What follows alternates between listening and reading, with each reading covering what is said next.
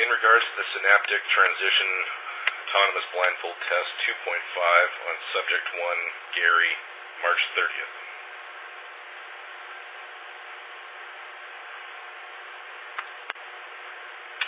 This was the test where we administered large doses of hallucinogenic drugs to the subject in hopes to make his mind as pliable as possible while testing a fuller range of the synaptic implant network. You can check the doctor's notes to see details regarding that drug cocktail that he was given, if you need to.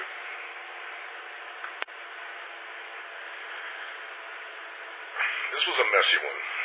While maintaining somewhat the delusion of the children's show, Gary went a little off the deep end during this test. Definitely not keeping it lighthearted by any means. There were ramblings of cults and genital mutilation. The Easter Bunny and baskets of eggs was in there. And a full-on flail at one point, while the little guy went off about biting rats. I also now fear that the impression I made of Subjects 2 and 3, Robert and Lewis, may not make it into Subject 1's final delusions. He obviously views Subject 3 as some sort of truth-teller or man of science, but the so-called truth he's been telling aren't so much truths as they are strong intellectual reasonings, and will eventually have no place within the delusions of a children's show. It's really heady stuff that will derail Subject 1 from fully immersing into the delusion. I suggest dialing it back to talking about more real science, the kind of kid show stuff that even a dummy like Gary can understand. You know, have him make a baking soda volcano or something like that. Make it lighter, not so much of the fearing God shit and stuff like that.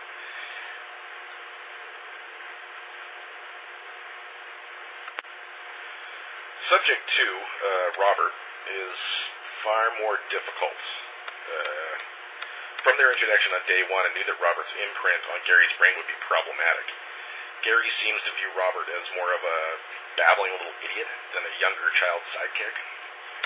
The attempt to adapt Robert into Gary's delusions is evident, especially in test 2.13, and how Gary's mind often focuses on Robert as some sort of lightheartedness and humor within the show. But the content coming out of Robert is too reflective of Gary's own troubled childhood and Subject number 2's real-world shitty attitude. He's a shitty little kid. I gotta admit it. I suggest wiping the imprint from Subject 1's mind as to avoid collapse of the delusion later on. We'll do this gradually. We'll see how it goes and play it out. It might be a little easier to just wipe him out and leave Gary with no memory whatsoever of Robert. See if that sticks. As for the synaptic blindfold itself, we can clearly see the presence of the evil trying to penetrate Gary's mind, and the alert system has begun to kick in, though not reliably. The alert system just needs a little bit of tweaking as the evil gains power. This will be ongoing. Fortunately, we cannot guarantee a flawless system.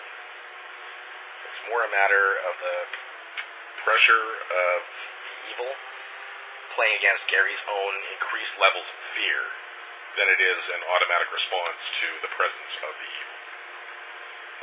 We may be able to tweak something in there so that as soon as the evil shows up, the signal will go off, but